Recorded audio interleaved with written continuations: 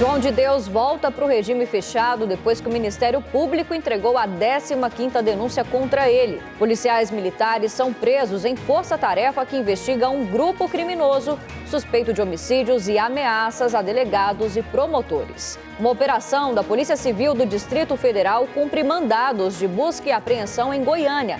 Um dos alvos é o secretário de Saúde de Goiás, Ismael Alexandrino. Depois de dias sem estoque, cidades do interior retomam a vacinação contra a Covid-19. A beleza que colore os dias mais secos do ano é temporada dos ipês amarelos. Tudo isso e muito mais a partir de agora no Jornal Anhanguera.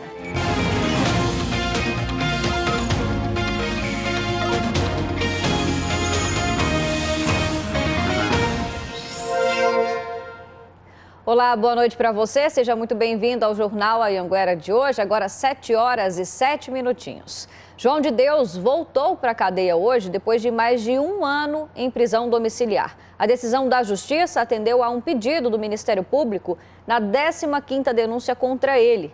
As vítimas relataram em depoimento que tinham medo que ele pudesse intimidá-las. João de Deus foi preso em casa, em Anápolis, esta manhã e levado para a central de flagrantes da cidade. Às 5 da tarde, apareceu caminhando lentamente pelo corredor da delegacia, amparado pela mulher dele e usando bengala. O repórter Bruno Mendes questionou se ele era inocente. Deixa na mão de Deus. O preso foi colocado numa viatura da Polícia Civil e levado para o presídio de Anápolis. Depois, foi trazido para o complexo prisional em Aparecida. Em dezembro de 2018, João Teixeira de Faria foi preso depois que surgiram as primeiras denúncias de assédio sexual, abusos e estupros. Segundo as investigações da polícia e do Ministério Público, os crimes eram cometidos na casa Dom Inácio de Loyola, na cidade de Abadiânia, onde João de Deus atendia pessoas do Brasil e de outros países.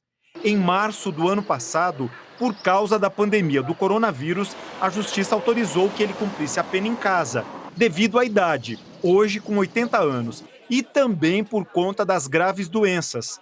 Desde então, ele estava em prisão domiciliar. O pedido de prisão foi feito pelo Ministério Público de Goiás, que entendeu que a permanência de João Teixeira de Faria no regime domiciliar representava ameaça às vítimas e isso poderia prejudicar as investigações. O pedido de prisão foi feito na semana passada, quando os promotores entregaram à Justiça a 15ª denúncia contra João de Deus, por estupro de vulnerável, cometido contra 8 mulheres. A 15ª denúncia, que foi a última denúncia ofertada pelo Ministério Público, ela contém mais de 50 vítimas. Foi uma constante no curso, na oitiva dessas vítimas, que todas demonstraram receio, demonstram medo. Ele, em prisão domiciliar, ele tem todos os instrumentos para, de alguma forma, afugentar essas vítimas. Os advogados de João de Deus disseram que receberam a notícia com espanto e estarrecidos, porque a prisão é ilegal, uma vez que atropela o entendimento do Tribunal de Justiça, que havia concedido a prisão domiciliar.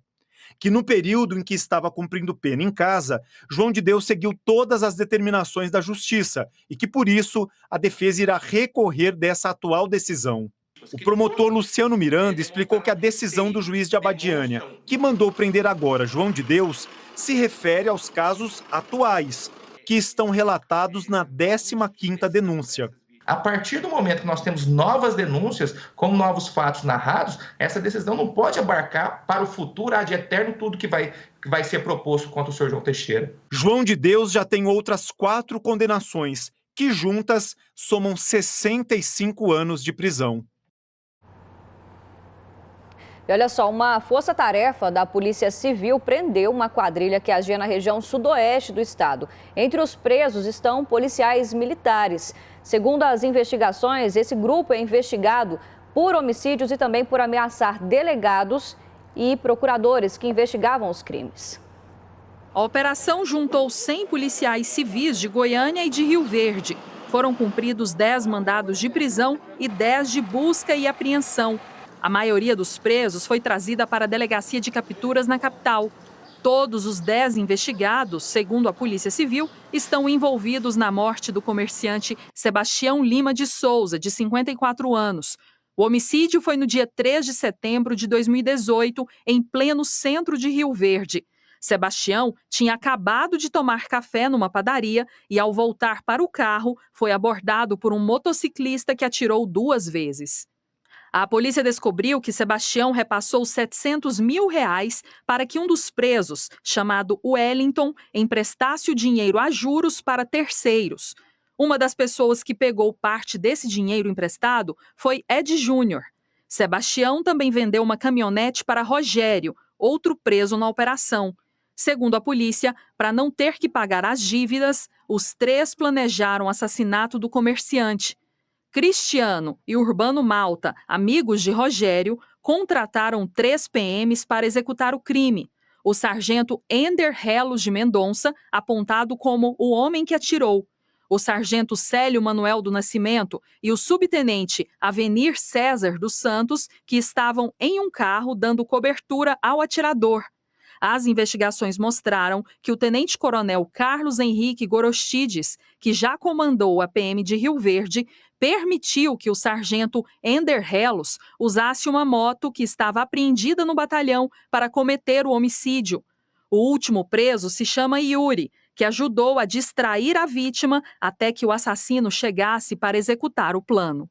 A investigação apurou que foi repassada aos PMs a quantia de R$100 mil pela morte da vítima. O dinheiro saiu da conta da filha de um dos presos e foi depositado na conta do empresário Rogério para fazer o pagamento pelo assassinato. A polícia também investiga o grupo por extorsão e ameaça em práticas de agiotagem. Em alguns casos, há suspeita que a quadrilha ameaçou promotores de justiça e delegados responsáveis pelas investigações dos crimes. Os presos podem responder por homicídio, associação criminosa, falsidade ideológica, fraude processual e coação. Nós pedimos uma resposta para a Polícia Militar, mas ainda não tivemos nenhum retorno e nós ainda não conseguimos contato com a defesa dos presos. Uma tonelada de maconha foi apreendida pela Polícia Rodoviária Federal. A droga estava numa caminhonete que foi abordada em Bela Vista de Goiás. Os agentes acreditam que uma organização criminosa faz o transporte dessa droga entre os estados de Mato Grosso, Goiás e também no Distrito Federal. Além do motorista da caminhonete, outros 2 homens também foram presos por participar desse esquema. E uma igreja evangélica de Goianésia foi arrombada e todo o dinheiro do dízimo foi levado pelos bandidos, viu? O Bruno Mendes, então, está aqui comigo ao vivo e vai falar informações para a gente. A polícia já tem aí alguma pista, alguma informação de quem teria praticado, então, esse furto na igreja? Boa noite para você.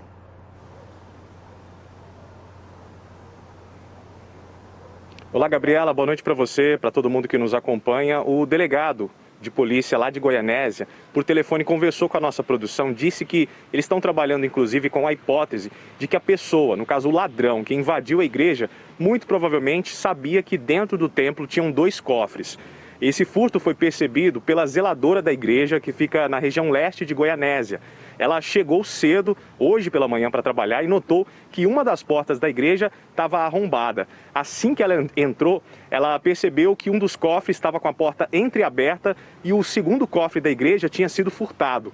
No total, os bandidos levaram R$ 2.500, dinheiro que seria usado, inclusive, para pagar o aluguel. Esse dinheiro todo estava junto de dízimos e ofertas dos fiéis da igreja, Gabriela. Mas a polícia militar foi avisada e a polícia civil diz que está investigando essa história.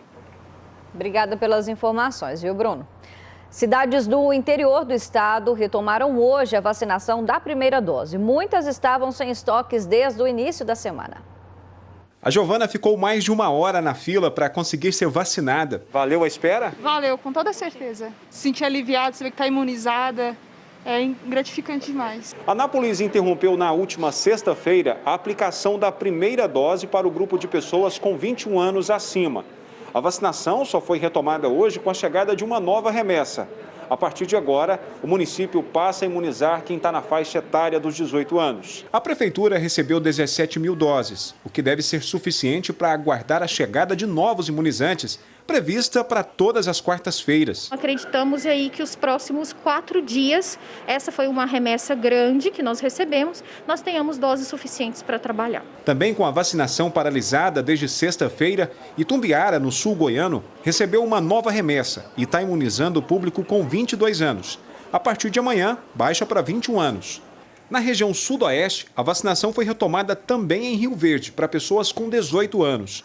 Em Jataí, a paralisação foi um pouco menor, apenas 2 dias. O município recebeu mais de 4.700 doses e começou hoje a imunizar quem tem 21 anos ou mais. Catalão, na região sudeste, recebeu mais de 5.000 doses e está vacinando os que têm acima de 22 anos. Aos poucos, o estado vai recebendo uma dose de esperança. De alívio e de alegria de que essa pandemia vai acabar em breve e que vai voltar tudo ao normal. Viva o SUS! 4 mandados de busca e apreensão foram cumpridos em Goiânia, numa operação da Polícia Civil do Distrito Federal. Um dos alvos foi o secretário de Saúde do estado, Ismael Alexandrino. A operação aconteceu simultaneamente em Goiânia e Brasília. Aqui na capital, 4 mandados de busca e apreensão foram cumpridos. Um deles na casa do secretário estadual de Saúde, Ismael Alexandrino, que fica dentro de um condomínio fechado. Lá, os policiais apreenderam um pendrive e uma espingarda, que, segundo o secretário, foi herdada do pai. A Polícia Civil do Distrito Federal diz que a operação é para investigar contratações feitas pelo IGES, o Instituto de Gestão Estratégica de Saúde do Distrito Federal, no ano de 2018. O IGES-DF foi fundado em 2019, segundo a página institucional na internet, com o objetivo de ampliar o modelo do Instituto do Hospital de Base, que foi presidido por Ismael Alexandrino nos anos de 2017 e 2018. As fraudes teriam acontecido na contratação de serviços de radiologia e imagem, segundo a polícia, de forma superfaturada. As investigações apontam que os contratos teriam gerado gastos bem superiores e foram firmados após um direcionamento no processo seletivo. O secretário estadual de Saúde disse que ainda não teve acesso às investigações, mas acredita que as suspeitas são de irregularidades na gestão atual do Instituto. Eu não fui ouvido nem indagado em nenhum momento até agora, né? O que eu posso deixar claro é que, à ocasião, existia um regulamento próprio de compras e contratação, que ele era submetido ao Conselho de Administração, né, aos órgãos reguladores, e todos os procedimentos foram feitos dentro daquele regulamento rigorosamente. Provavelmente é possível que eles peçam para eu falar, que eu faça algum depoimento, né, eu vou tomar pé e, naturalmente, como eu era um diretor extremamente presente, falarei, né, o que foi indagado. O governador de Goiás, Ronaldo Caiado, disse que Ismael Alexandrino continua no cargo de secretário de Saúde, porque a operação não tem nenhuma relação com o governo de Goiás e nada foi comprovado até o momento. Não tem nada em relação ao estado de Goiás. Agora, se tiver algo que realmente o desabone em relação a fatos anteriores, tá certo? Isso aí eu tenho que, pelo menos, dar a ele o direito da defesa para que realmente os fatos sejam bem aclarados. O Instituto de Gestão Estratégica de Saúde do Distrito Federal disse que não foi alvo de buscas e apreensão, mas que está à disposição para prestar esclarecimentos à polícia caso seja solicitado. Foi condenado a 33 anos e 4 meses de prisão em regime fechado o padrasto acusado de matar o enteado em Catalão. O julgamento durou mais de 10 horas. O julgamento começou por volta das 10 horas da manhã no Fórum de Catalão. O réu José Otávio Martins Melo, de 23 anos, acompanhou parte do depoimento das testemunhas. Ele é acusado de matar o enteado, que na época tinha 2 anos de idade. O crime aconteceu em setembro de 2019, na casa onde o padrasto morava com a criança e a mãe dela. Na época, o homem disse que agrediu o bebê de 2 anos porque ele teria pegado um cigarro de maconha do chão e colocado na boca. O bebê chegou a ser socorrido, mas teve 6 paradas cardíacas e morreu no hospital, aqui mesmo na cidade. No dia do crime, o padrasto afirmou que a criança tinha caído enquanto tomava banho e foram os vizinhos que acionaram a PM porque o menino chorava muito. A mãe estava fora de casa numa consulta médica. Quando os policiais chegaram, José Otávio fugiu e foi preso horas depois, escondido em um hotel. Desde então, ele está detido na cadeia de Catalão. A primeira testemunha a prestar depoimento hoje foi um dos policiais que atenderam a ocorrência. Logo em seguida, a mãe da criança, que tinha um relacionamento de 4 meses com o acusado, também prestou depoimento. Ela disse que era agredida com frequência e não denunciava o agressor por medo. O Ministério Público vai defender o homicídio duplamente qualificado pela tortura e pelo motivo fútil. A defesa de José Otávio Martins disse que vai recorrer da decisão. Reafirmou que ele não teve a intenção de matar a criança e, segundo a defesa, o que houve foi lesão corporal, que tem pena bem menor, de 8 anos. Em Anápolis, uma mãe foi presa depois de agredir o filho, uma criança, de 8 anos. O menino foi entregue ao Conselho Tutelar com várias marcas pelo corpo. A criança foi encontrada pelos policiais com marcas no rosto, pescoço e pernas. Segundo a PM, o menino estava dentro de uma padaria no bairro de Lourdes, em Anápolis, onde procurou refúgio quando conseguiu fugir da mãe. A mulher foi encontrada logo depois. Conforme relato dos militares, a mãe, de 28 anos, contou que bateu no menino porque ele fugiu para a rua depois de quebrar o vidro da porta da casa da mãe adotiva. A polícia soube do caso porque recebeu a ligação de uma pessoa que estava passando pela rua e ficou revoltada com a forma como a mulher batia no rosto do menino. Depois de presa, ela veio trazida aqui para a Central de Flagrantes, onde foi autuada por violência doméstica. Segundo a conselheira tutelar que acompanha o caso, a mulher com quem o menino estava morando não tinha a guarda legal do garoto. Por enquanto, a criança fica com parentes. A criança, no primeiro momento, ela está com a família, porque fica com a família extensa, né? Como nós conseguimos que essa família abrace a causa, a criança está com a família e aí vai ser informada a justiça para providências. A mãe ainda não apresentou um advogado de defesa, viu? Mudando de assunto, um incêndio de grandes proporções atingiu um canavial em Cachoeira Alta, no sudoeste do estado. A Manuela Messias, então, chega ao vivo com mais detalhes para a gente. Boa noite para você, Manu. Boa noite, Gabriela, para você e para todo mundo que acompanha a gente agora. Olha, esse incêndio foi perto de uma usina que fica ali na região de Cachoeira Alta. Os próprios brigadistas da empresa ajudaram a combater as chamas que começaram ontem e só foram controladas agora há pouco, viu? Os moradores da região ficaram bastante assustados e pelas imagens dá para a gente ver que o fogo alastra rapidamente ali pelo canavial. Nós entramos em contato com o Corpo de Bombeiros aqui de Rio Verde, que atende a região lá de Cachoeira Alta, e eles disseram que nesses casos é a própria empresa que faz o acompanhamento desse incêndio, já que a empresa tem profissionais treinados para esse tipo de caso. Então, por isso, o Corpo de Bombeiros não atendeu essa ocorrência.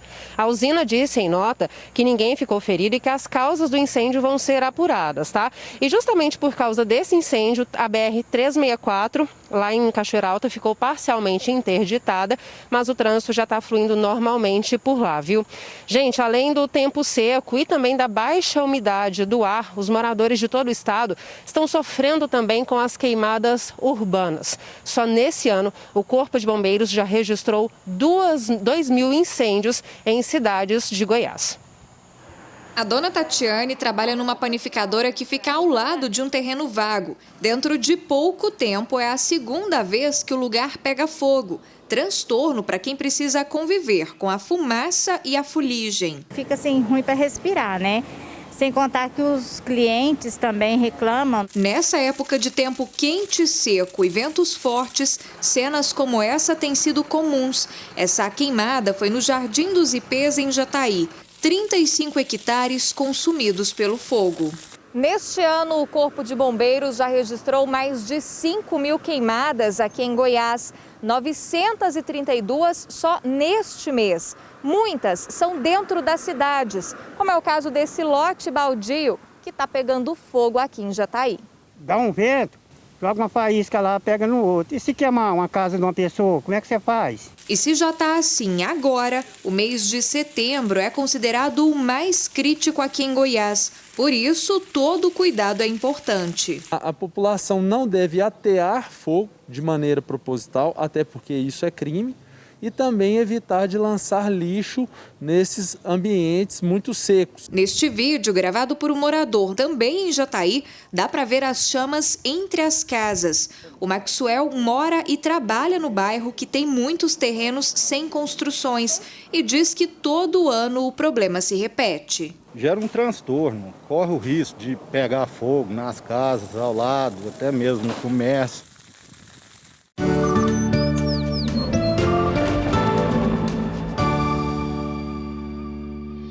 Sexta-feira com mais calor para Goiás. Veja que no oeste tem máxima de 39 graus e no norte faz 38. Está mais quente em todo o estado por conta da massa de ar seco que continua sobre Goiás. Além do calor, a tensão redobrada com a umidade do ar que continua abaixo de 20%. Destaque para Pirenópolis, que tem umidade em 16% e máxima de 34 graus.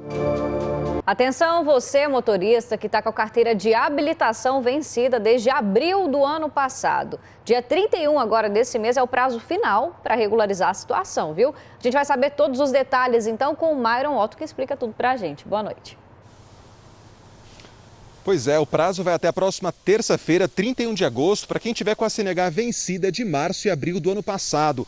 Boa noite, Gabi. Boa noite para quem está nos acompanhando aqui no J2. Olha, só que em Goiás são mais de 80 mil motoristas habilitados que estão nessa situação, com a CNH vencida. Esse prazo estendido aconteceu depois que o CONTRAN liberou o pagamento devido à pandemia. Só que esse prazo está acabando, tá certo? Só vai até a próxima terça-feira para quem está com a CNH vencida de março e abril de 2020. A renovação ela pode ser feita lá pelo site do Detran ou mesmo pelo VaptVupt, ou ainda em alguma unidade presencial do Ciretran aí na sua cidade. O valor da renovação da CNH custa R$ 160. Já o exame médico, R$ 90. Aí vai dar uma média de R$ 250. Para quem perdeu o prazo e estiver rodando aí com seu veículo tranquilamente pela cidade, vai estar cometendo uma infração gravíssima, 7 pontos na carteira e multa de R$ 293,47. Então, Gabi, é bom as pessoas não perderem esse prazo para depois não ter uma dor de cabeça muito maior depois, hein? Volto com você. Isso mesmo, é bom conferir certinho, né, e já regularizar toda a situação. Muito obrigada, viu? Boa noite. Uma carreta pegou fogo hoje na BR-452, perto de Itumbiara, no sul do estado. Segundo o Corpo de Bombeiros, a carreta ficou destruída depois que um dos pneus pegou fogo. Os bombeiros tiveram que apagar o fogo na carreta e também no mato, ali às margens da BR-452, para evitar uma queimada de grandes proporções. O motorista dessa carreta não se feriu. Os ipês amarelos já começaram a florescer, né? São bonitos demais, um encanto à parte, né? Em Rio Verde, a beleza das árvores está fazendo muito sucesso. A Cauane estava indo receber a primeira dose da vacina contra a Covid-19, mas antes, uma pausa no meio do caminho para registrar a beleza deste ipê amarelo. Nossa, tá lindo. E o amarelo do ipê junto com o céu azul tá maravilhoso. E olha, há alguns dias este cenário tem sido o cartão postal de Rio Verde. É impossível passar por aqui e não notar tamanha beleza. As flores do ipê amarelo começam a aparecer geralmente no início de setembro, mas neste ano a floração foi um pouco mais cedo. Isso por causa de algumas mudanças climáticas. Este professor em botânica da Universidade de Rio Verde explica como funciona o ciclo do ipê. Porque a planta, no metabolismo dela, ela tem um hormônio, produção de hormônio. Quando ocorre o frio e o em período seco, tá, a baixa umidade relativa, ela deixa de produzir o hormônio de crescimento e ela passa a produzir o hormônio de floração. Uma árvore como esta leva cerca de 15 anos para começar a florescer e pode alcançar até 14 metros de altura. A florada do ipê amarelo dura pouco, cerca de uma semana. Tá maravilhoso, é uma coisa que a gente vê assim poucas vezes no ano, né? Encantados. A natureza é perfeita, né? Muito lindo, né, gente? E para fechar o J2 de hoje, a gente vai te mostrar a emoção em dobro da Nília Aparecida da Silva, de 30 anos, que é de Itumbiara. Depois de 56 dias internada no HCamp da cidade, 50 deles na UTI para tratar a Covid, a Nília teve alta e foi recebida aí pela equipe do hospital, pela família e adivinhe só, gente, pelo noivo, que aí no corredor mesmo do hospital, ele se ajoelhou, pediu a Nília em casamento, fez esse gesto lindo, né? Bonito demais da conta, olha só. Esse momento, então, que ficou registrado, né? Sem dúvida, ela merece esse carinho também, depois de tanto tempo lutando pela vida, né? Mais um recomeço, então. E assim a gente encerra o Jornal Anhanguera de hoje, viu? Para você, uma ótima noite. A gente vai encerrar com essa imagem aí linda dos ipês. Agora, às 7h35. Até amanhã.